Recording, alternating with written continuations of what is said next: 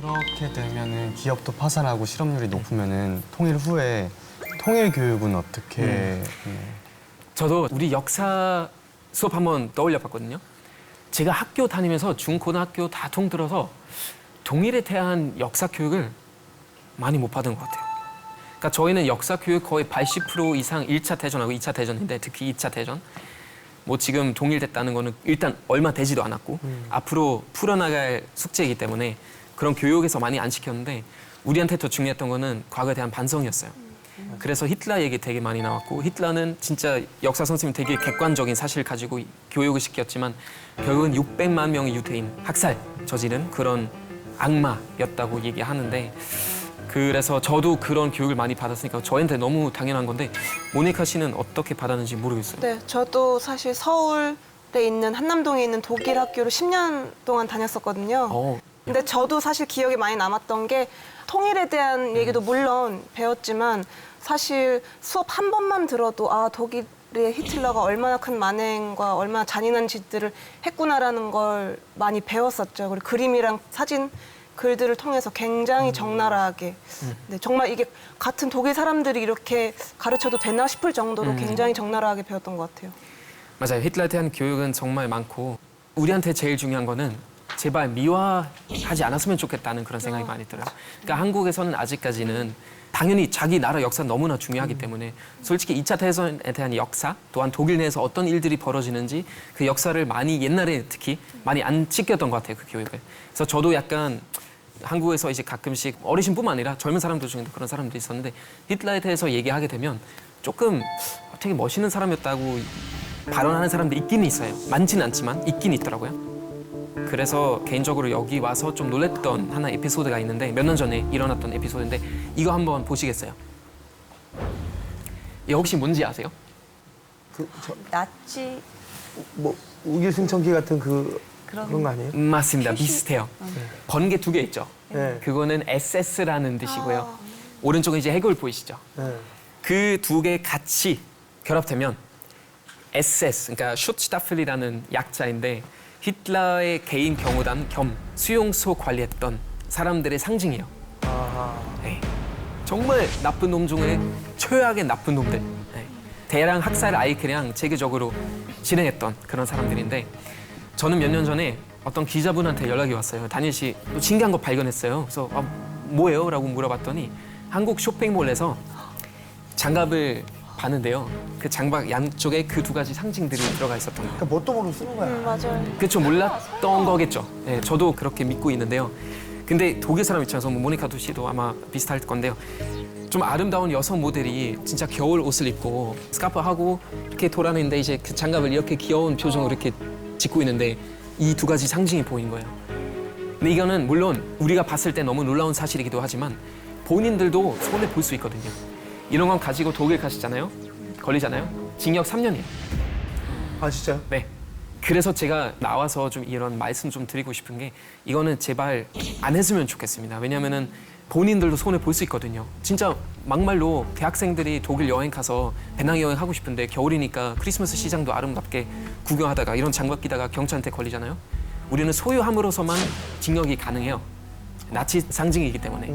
네, 절대 하면 안 돼요. 저도 아직 독일을 못 가봤는데 네네. 독일 여행 꼭 갈 거거든요. 그래서 혹시 아까 그런 독일에 가서 혹시 조심해야 되는 표시나 한국 사람들이 모르는 에티켓 같은 걸 알려주실 수 있나? 일단 방금 말씀드린 거 제일 중요하고요. 저희는 보통 히틀러 그루스라고 하는 히틀러 그 나치들이 서로 인사했던 방식이 있었잖아요. 이렇게 손을 들면서. 그것도 독일에서 그냥 장난치면서도 하면 안 되는 제스처예요. 네. 불법이라고 생각하시면 되고. 심지어 아돌프 히틀러 그 이름도 지금 애기한테 못 짓게 돼 있어요. 네. 금지예요. 옛날에도 제가 학교 다녔을 때 우리 종교 선생님, 그러니까 신학 선생님이 이제 막 그 얘기하다가 갑자기 막 수업 시간에 이렇게 따라하고 막 그랬었는데 우리가 너무 충격받아서 우리는 총장한테 그거 항의했었어요. 그래서 경고를 받았어요, 그 선생님이. 수업 시간에도 그렇게 하면 안 되는 그런 느낌인데 객관적으로 보여주는 뭐 영상이나 이런 거 괜찮은데 따라하거나 막 웃으면서 장난치고 이런 건 독일 사람들이 굉장히 예민해요.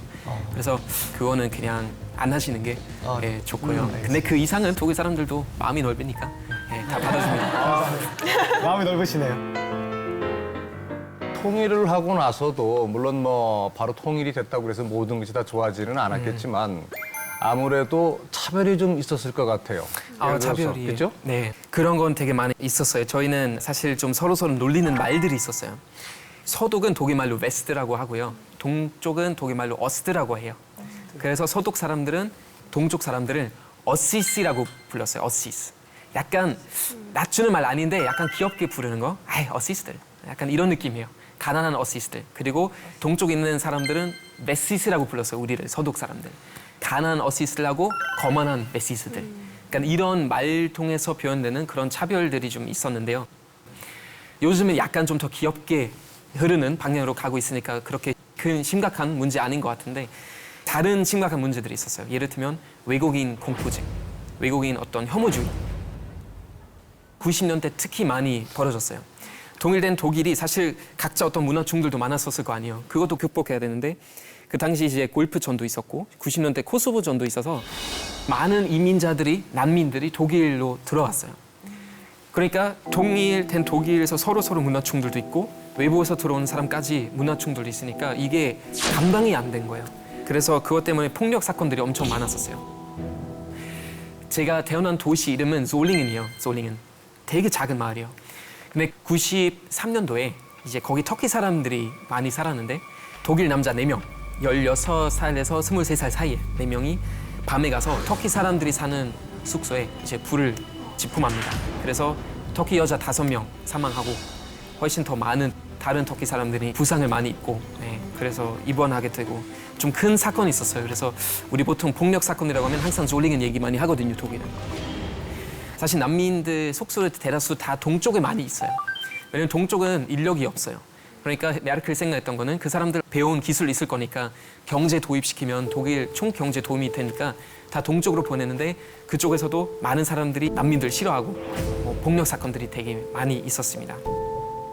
그래서 옛날 동독 제재를 그리워하는 사람들이 있어요. 그거는 우리가 독일말로 어스탈기라고 불러요. 너스텔지아하고 이스트를 같이 붙여서 어스탈기라고 부르는데 그러니까 진짜 막말로 옛날 동독 제재를 그리워하고 다시 그쪽으로 돌아갔으면 좋겠고 우리는 먹을 거 많진 않았지만 가지는 거 많지 않았지만 그래도 결국은 우리만에 살 수 있었고 우리가 어떻게 보면은 뭐 격리된 그런 상태에서 살 수 있었으니까 그 어스탈기 되게 잘 표현하는 영화가 있어요. 또 굿바이 레닌이라는 영화 좀 추천해드리고 싶어요.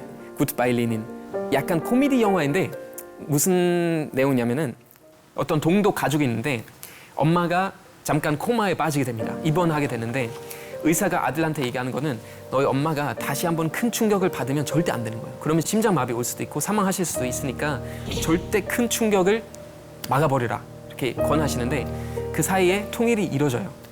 그 충격이 너무 크다. 네, 그러니까요. 그래서 엄마가 만약에 깼는데 뭐야 통일이다? 이렇게 심장마비 올 수도 있죠.